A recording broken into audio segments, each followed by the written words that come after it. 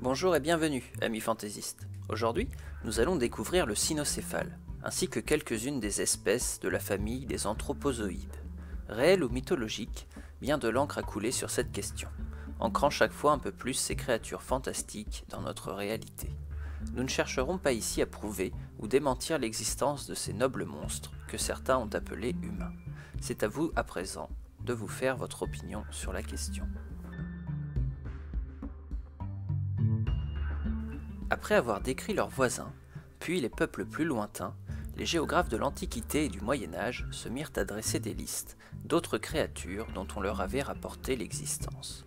Parmi eux, il était possible de trouver les hippopodes à pieds de chevaux, les aégipanes à pattes et cornes de bouc, les hémicines, mi-hommes, mi-chiens, les cynocéphales à tête de chien, les coromandes au corps velu et les chimantopodes marchant à quatre pattes.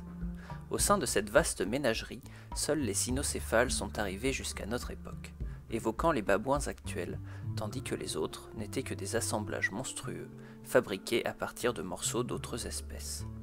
Pourtant, des hypothèses de leur genèse ont vu le jour, comme au travers des mots du philosophe grec Empédocle, qui nous dit « Sur la terre naquirent beaucoup de têtes sans cou, et des bras éreinus et privés d'épaules, des yeux vagués, dépourvus de front.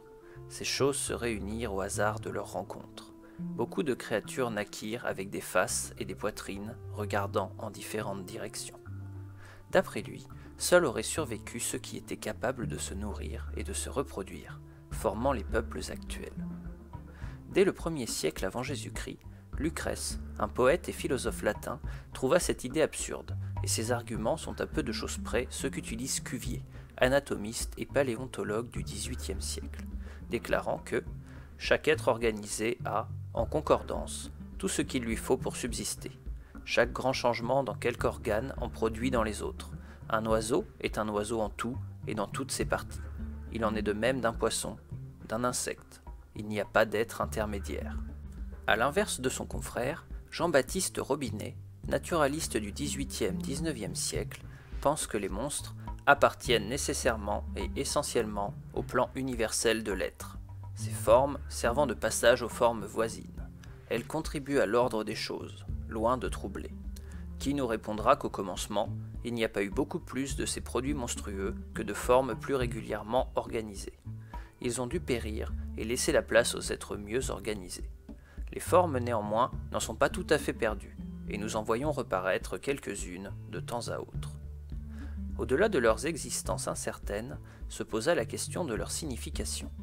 Des théologiens soutenaient que les races monstrueuses sont des avertissements pour les désastres à venir, et cette idée traversa toute l'Antiquité pour survivre jusque bien après la Renaissance. Pourtant, saint Augustin affirmait une position bien différente. Qu'ils soient ou non réels, ce qu'il faut savoir, c'est s'ils sont humains, c'est-à-dire descendants d'Adam et Ève, de même qu'il existe des êtres difformes et pourtant indiscutablement humains. Les races qui franchissent le cercle ordinaire des lois naturelles descendent du père commun de tous les hommes. En d'autres termes, si elles sont raisonnables et mortelles, elles appartiennent à l'humanité, quelle que soit leur apparence.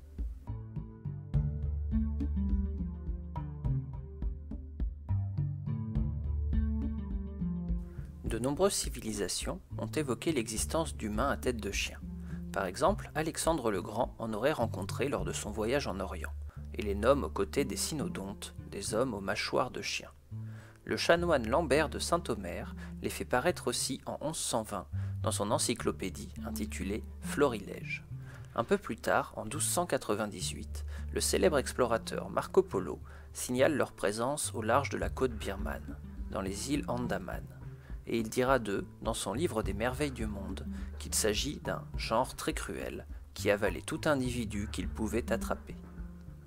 Dans le livre des morts des anciens Égyptiens, le cynocéphale est un grand singe sacré qui accompagne le soleil de ses acclamations pour lui permettre d'apparaître dans le ciel. Au fil du temps, il fut assimilé au dieu Thoth, annonçant la sentence lors de la pesée des âmes. Il est également possible que les Grecs de l'Antiquité aient appelé ainsi les babouins dont ils n'avaient qu'une connaissance très limitée, et que l'on trouve principalement dans la savane africaine, leur museau allongé rappelant celui des chiens. Pour Isidore de Séville, évêque du VIe siècle, Les cynocéphales vivent dans les montagnes de l'Inde. Ce sont des êtres hybrides qui ont l'aspect d'un homme, mais la face et le museau d'un chien. Comme tous les membres de la race canine, ils communiqueraient par l'aboiement. Cependant, ils transformeraient les sons émis par le larynx en langage articulé grâce à un habile mouvement de la langue entre la lèvre et le palais. Leur langue resta cependant incomprise de notre part, mais leur permettait de communiquer avec toutes les autres races canines. Malgré cela, un moine du IXe siècle nommé Ratramnus les déclara humains, car ils s'habillaient comme des hommes, cultivaient la terre et pratiquaient l'élevage.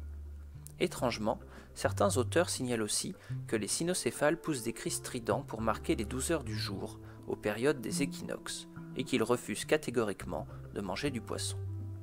Attention cependant, à ne pas confondre les créatures de cette paisible société agraire avec les représentations de cynocéphales présents dans l'art roman. Effectivement, ces derniers sont en réalité des démons aux attitudes cannibales, tout droit sortis de la mythologie chrétienne, et seul le baptême leur permet de reprendre une apparence humaine. Voilà, chers amis, il est temps pour nous de reprendre nos recherches. Je vous souhaite une bonne journée, en vous laissant réfléchir sur la condition du cynocéphale. Mythe ou réalité, présent ou passé, pacifique, cannibale, démoniaque ou tout à la fois. À vous de choisir ce que vous désirez croire ou non. Je vous quitte à présent. N'hésitez pas à vous abonner ou à nous retrouver sur les réseaux sociaux, ou encore directement sur le site de Zarlia. Et n'oubliez pas, l'imagination se limite à nos connaissances, notre connaissance est infinie.